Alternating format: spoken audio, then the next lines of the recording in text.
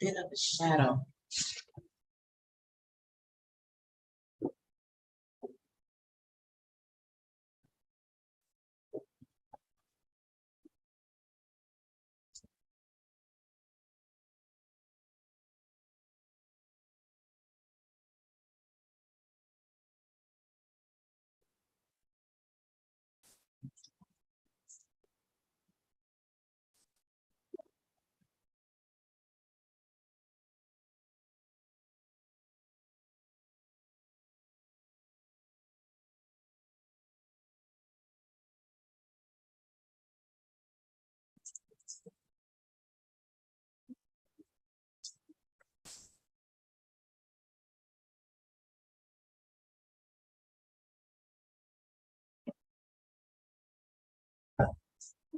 Just kind of like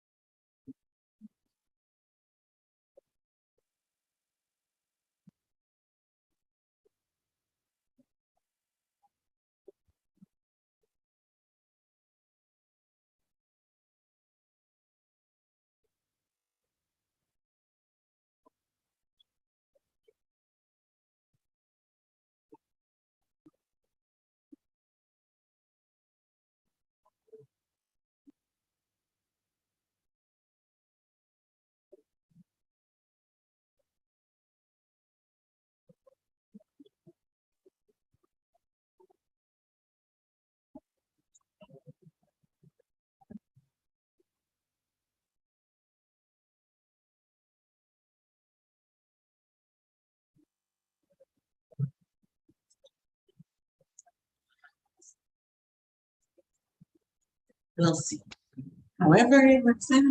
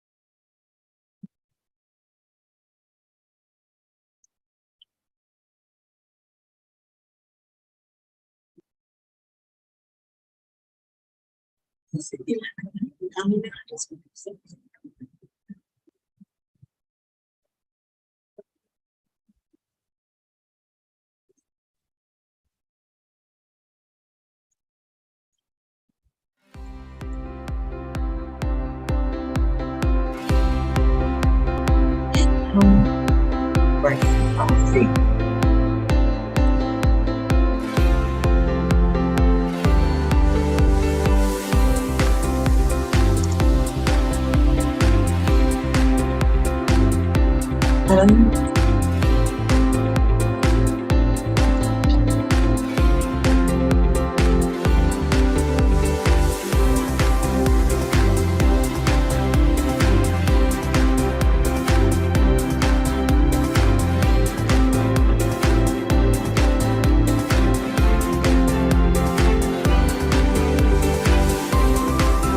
I don't know if you're able to see it.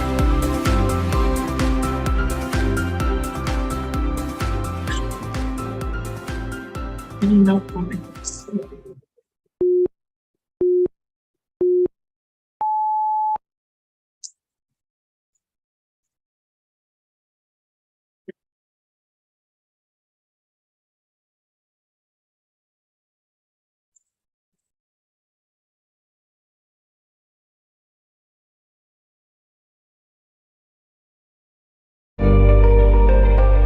EI over everything, emotional intelligence over everything. I am Dawn Morris and I am excited to have this program.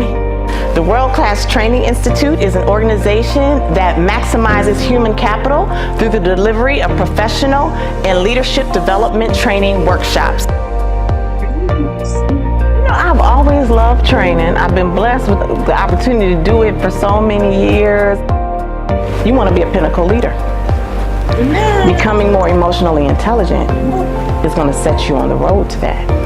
I have to meet people where they are and not try to say just because I'm doing it, they automatically can do it. The area that emotional intelligence helps with is called your blind spot. I'm just gonna do it. It helps you to strengthen your self-awareness. I just found this session really helpful. It was my favorite session of the conference.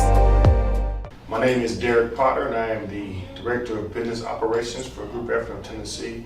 I'm here to talk about the world-class training, leadership training provided by Don to my staff. The training has been extremely helpful for our group of folks, mainly because a lot of principles used in traditional business are oftentimes lacking when it comes to social service because the focus is about the people. We don't think about the people that lead those people, lead departments and positions in which manage the day-to-day operations. And so for us to have an opportunity to train with Don in this training and get the particular skill sets needed to become better leaders, motivators, supervisors, and even teammates was inspirational for us, and we enjoyed the training.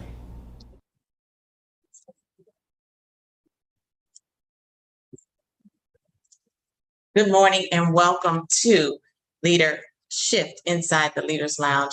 I'm doing something different today, so I'm not sure if everybody is able to see this, but I'm recording it. And so I am going to play it back for everybody. So just hang with me in the event you're not able to see it because I'm using Restream, just so you guys know, through Zoom. And I thought I was going to be able to see every participant, but I'm not. So sorry for that. But I am going to still deliver the program and deliver the information. And if I need to show it again or do the same show again so that I can see everybody, I will do that. I'm still working on the building, trying to make everything the way it's supposed to be. So welcome to LeaderSHIFT again inside the Leaders Lounge. I am Dawn Morris. I am the Chief Training Officer for the World Class Training Institute. And today we are talking about collaboration and developing relationships, and it's titled Who You With? Because for leaders who are either new to an organization or are promoted from within, you have a team of people with whom you have to work, and you need to know who those people are. LeaderSHIFT is a program that we have designed so that new leaders and leaders who are newly promoted have an opportunity to learn about their teams, to build a vision with their teams, to talk about systems thinking with their team, and finally, to address conflict. So if at the end of this is something that interests you, I'm just going to show you right quickly. This is the website where you would go. It's worldclasstraining.net/LeaderSHIFT. And you will go here and click on this button to go into my calendar. And here you can schedule a meeting with me. So if at any time within this program, you're like, you know what, this is right for me and my team, and hopefully you will say that, just go to worldclasstraining.net/LeaderSHIFT, and you can avail yourselves of this program. Again, the four pieces are embracing change and charting a new vision, systems thinking, courage and conflict, and today's session, which is Who You With, which is talking about building team collaboration through a better understanding of your team. Now, I want you guys to go through just a little check for yourselves. Let me know, or if you can, in the chat, or just think for yourselves if you've ever taken a DISC assessment or personality assessment. And then secondly, think about if you've done it as a part of your team. And then the second thing I want you to think about is if you've ever done an emotional intelligence assessment. And then secondly, if you've done that with your team. The reason that I want you to go through thinking through both of those pieces for both EQ as well as DISC is that sometimes I will hear leaders say, well, you know, I've done DISC before. And that may be true. The thing is, they actually suggest that you take DISC when you change roles, because even though it's a personality assessment, different parts of your personality tend to come forward when you are in different roles. And then the second thing is doing it with your team allows them to not only get to know you better and what motivates and inspires you, but it also helps you, and I always say this is the real power of DISC, in knowing who they are.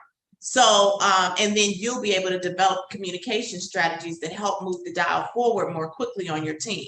With emotional intelligence, it works the same way. You want to know what your emotional intelligence score is, and then you also want to know the emotional intelligence score of your team members, because that can speak to different things that they do and the behaviors that they demonstrate when they are working with you. And then you can also help them through that as well as they can help themselves. They always say you have to want to get help in order to help yourself. So those are the things that the reasons I wanted you guys to think through those pieces. Now, I am going to, in the time that we have together, and I try to spend about 30 minutes in the Leaders Lounge every week, just so you know, we do this every Tuesday, and it's your moment as leaders to just grow and develop as you are being your best selves personally and professionally. So we're going to spend about 30 minutes in the Leaders Lounge with Who You With today. So the first one I want to talk about is emotional intelligence. Now, before I do that, I want to share with you guys a few things. And for those people who follow me on LinkedIn, you might have seen me working with these tools that are children's tools, of course, but they're replicas of what you would see in a doctor's office. So the first one is a stethoscope. And when you use a stethoscope, I want you to think about the number that tells a doctor that your heart is healthy. It's around 60 beats per minute, I believe, resting. And then it goes up to about 80 if you are active, 80 beats per minute. But there's a number that the doctor is searching for. So that's your stethoscope. The next one I want you to look at or think about is a thermometer. And this is our toy thermometer. But when you are measuring your temperature, and during COVID, they did it very often, and even in my church, they're still doing it. They're looking for a number. And if that number isn't where it's supposed to be, which is 98.6, if it's higher than that, it can indicate that there's an illness. So again, there's a number that we're looking for, right? The third thing the sphygmomanometer, or the blood pressure cuff, as it's called, and I think I called it a cuff last week, but the blood pressure cuff is also an indicator to a doctor of health. If it is too high, and I believe 120 over 80, 110 over 70 are the numbers that we're looking for in when you're taking your blood pressure. If it's too high, it could indicate high blood pressure, which could lead to stroke, or it could lead to some other health ailment.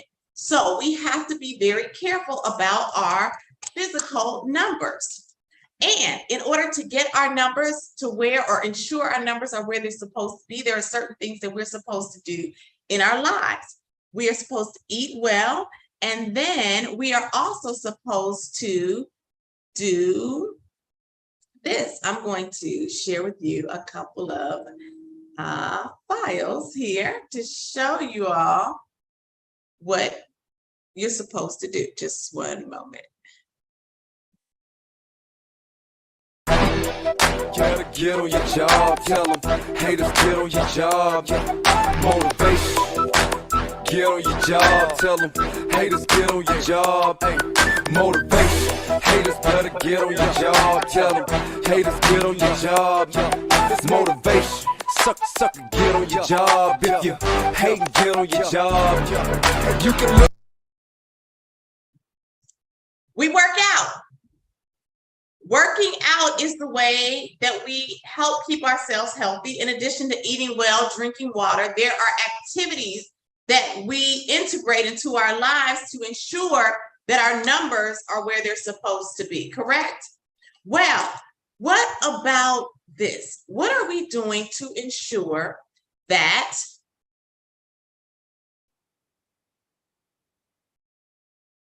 our brains,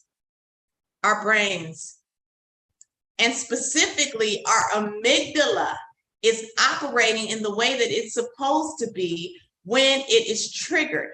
The amygdala represents two almond-shaped pieces of the brain, and when the brain is triggered, we have an opportunity between the triggering and the response to ignite certain behaviors.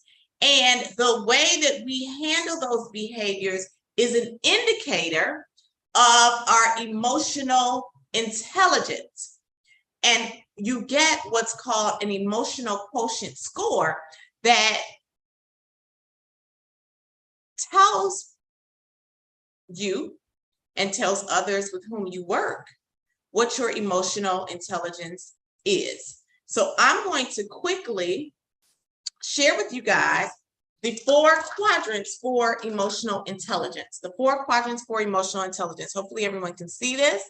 And I'm just going to go ahead and share these with you all. So the first one, and it's separated into 2 areas. You have the one half, which is about self, and the other half is about how you handle others. So in the first area, you have self-awareness.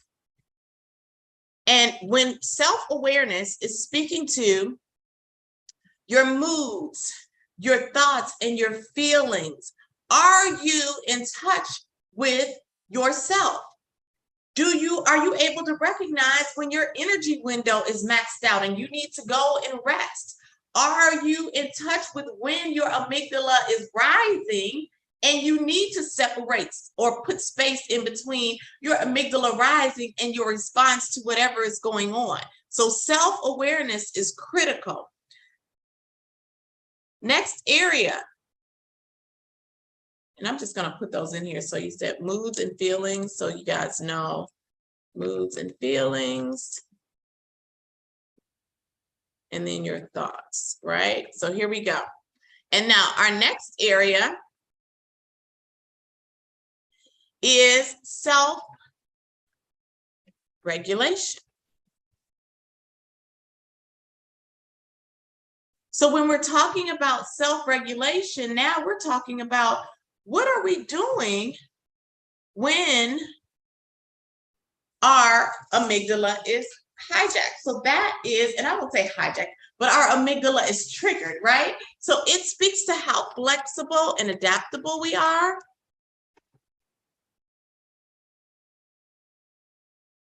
And it also speaks to how well we are able to activate the power of the pause or emotion control. And this not only speaks to moments of distress, but also moments of eustress, because your amygdala can also be triggered in an exciting way. And if you've ever seen somebody like just really going to a loud outburst because they're happy and you're like, wow, it's not that exciting, right? Well, that person, for them, their amygdala told them to, and I should say in their regulation of their amygdala, they got excited and they displayed that in an exuberant way. So that is whether or not you're able to, that speaks to your ability to self-regulate. Now, of course, if you're out in a football field or a game or something like that, then yeah, that's the place. But if you're in more of a constrained environment, you may not want to display that behavior even if you're feeling it. So that's self-regulation. Now we're going to go to the bottom half, and I'm going to change the color here, and let's talk about others. And so here you have social awareness.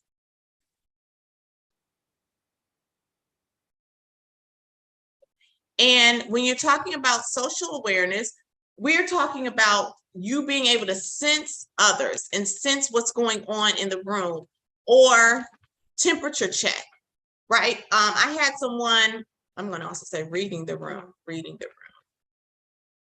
I had someone post on LinkedIn recently about a leader who he said, you know, this person he just comes in and starts talking and doesn't necessarily think about what's going on with other people. And I said, well, that's because he may lack social awareness skills, and it is a skill.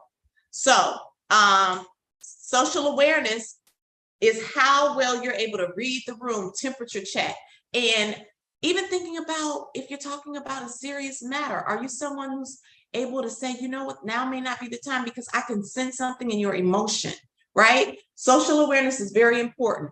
And then the last one is social regulation.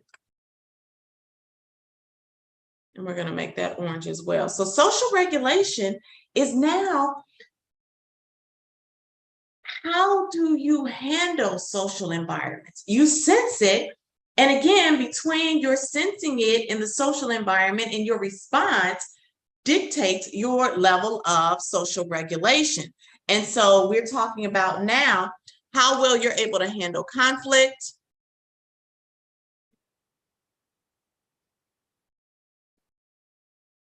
how well you're able to influence an environment. And I always, when I teach intentional leadership, we start with the definition of leadership. And leadership is influence. It's not about title. That's why this leadership is about going from positional power to pinnacle power, because positional power is by way of title, but that's the lowest level of leadership. In order for you to move up to the pinnacle level or the respect level, you have to be able to influence the room through your behavior, your attitude, your willingness to serve, willingness and ability to serve others. So these are the 4 components of emotional intelligence. When we do LeaderSHIFT, you are able to get an emotional quotient score, which comprises each of these elements individually and in aggregate. And then you also get a motivation score, because motivation speaks to your intrinsic desire to, I'm going to just say, do life, right? So that's what we're dealing with when we talk about your motivation score. That one is separate from your overall emotional quotient. But you get all of these, and then we also do a training on how to work through areas of opportunity, and then how to highlight your areas of strength as you're improving your emotional intelligence. So it's a very great course.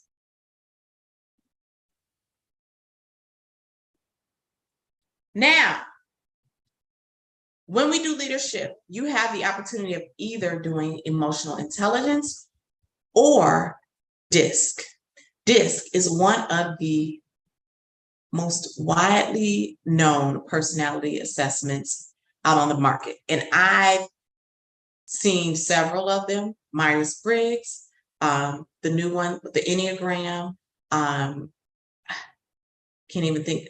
StrengthsFinders is not necessarily a personality assessment, it's more of a strengths indicator, hence the term StrengthsFinder. But DISC is, the colors, there's one called colors.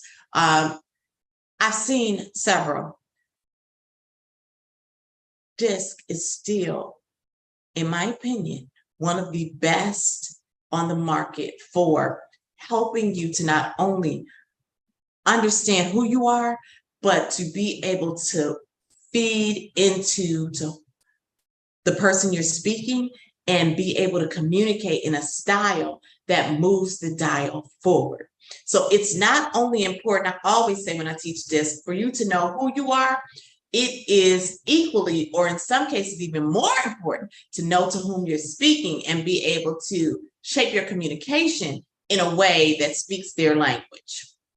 So I'm going to now share with you guys the 4 areas of DISC very quickly, just so that you all can see them, and then talk through them briefly. So when we are, let me just, I had done okay, we'll go with this one, that's fine. Okay, so when we're talking about DISC, DISC has 4 areas, and when you do a DISC assessment, it will give you your primary style and your secondary style. And your primary style is the style that you tend to lean on most easily when you are dealing with others. So it's the one that's going to come forth most readily. It doesn't mean that you can't tap into the other styles, which is why we're talking about how you communicate to others, but it is the one that most easily it's your go-to. Okay, so when we're talking about this, the D is the first one, and that is dominance.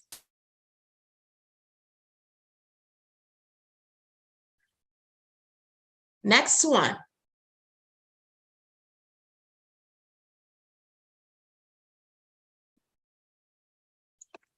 Influencer. Change that to yellow.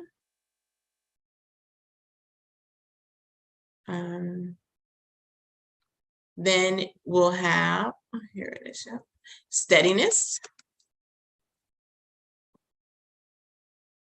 And we will make that blue, of course.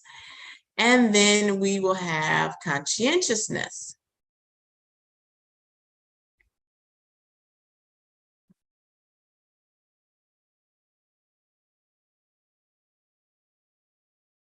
And that is, of course, green. Okay, perfect. So those are the 4 areas of DISC. Now, just quickly, and again, should you choose to come to training, which I hope that you send your teams and come with them, then we will go into this in a lot more detail, but I'll just give you the high level part today. So the D, dominance, you are results oriented. You are someone, if I was communicating with you, I need to start with what are we getting out of this, right? So that we can move this forward. The influencer person is the person who is going to be your cheerleader for the most part. They're the one who has vision. They're excited about ideas typically, and they're ready to move forward. And again, this is high level. There are other pieces to each of these styles, but this gives you some sense of what we're talking about. The steadiness person, harmony is what comes to mind most when we talk about steadiness. And this person is process oriented. They don't like change just for change's sake. Change has to be purposeful, and you typically want to give them some time to work through that. And then conscientiousness, the last one is the person who is the analyzer. They want a lot of detail. And then they want to also be able to process. When we're talking about DISC, it's broken down into 4 grids, which we would go into in detail. Now, why is DISC so powerful? It is powerful because not only does it help you, again, to know who you are, but you are able to then know on your team with whom you're working and be able to communicate in that manner. So I'll give you a quick example. If you have somebody who's a dominance person and they're talking to somebody who's steadiness, and these are opposite ends, which are as well our conscientiousness and influencer. A dominance person would not want to go to a steadiness person and just rattle off a whole bunch of to-dos without giving them time to think through what they have to do. And if there's a change to it, they want to share with them why they're making the change, right? Conversely, a steadiness person would not want to go talking to a dominance person and then talk very slowly, go around Robin's barnyard. And when I say Robin's barnyard, I'm speaking metaphorically, but you may say, for instance, I'm steadiness, this is steadiness now to a person who's a dominant person, steadiness to dominant, right? So this conversation may go like this in a manner that they may not like, a dominant person may not like. Well, I was thinking, and we've had a lot of things happen recently, and I haven't really been happy with them. So I was thinking that we might want to look at doing some things a little differently, right? A dominant person may want to pull their hair out if you come to them speaking to them like that. So a steadiness person would have to adjust their thinking and their communication style to get the dominant person's attention. So a steadiness person would instead say something to the effect of, the way we're doing things now is not achieving the desired result. We have had a high turnover, we have had low sales, and we are in fear of not meeting our numbers for the quarter. That gets a dominant person's attention, and then you can fill in the blanks. So again, understanding though, and having that training with the team together where everybody is able to get their own DISC assessments and then have communication practice helps everybody to be able to understand each other better and communicate better. So those were the 2 that I wanted to share with you for who you're with, because you want to know who your team members are beyond the task. I always say, and the mission of the World Class Training Institute is to help maximize human capital, because it doesn't matter the tasks as much as it matters the people who are doing those tasks. And the better you're able to know who you're with, and the better you're able to know your team members, the more likely you are to be able to grow and develop those team members together. Because moving up the level of, and I'm just going to do this kind of on a, moving up the levels of John Maxwell's 5 levels of leadership. Again, you have the bottom level, which is position. The next level up from that is permission. So that's about relationship. The next level up from that is people development.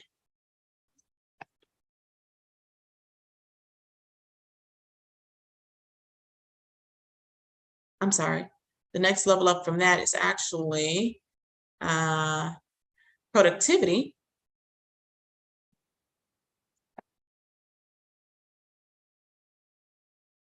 And then you have people development.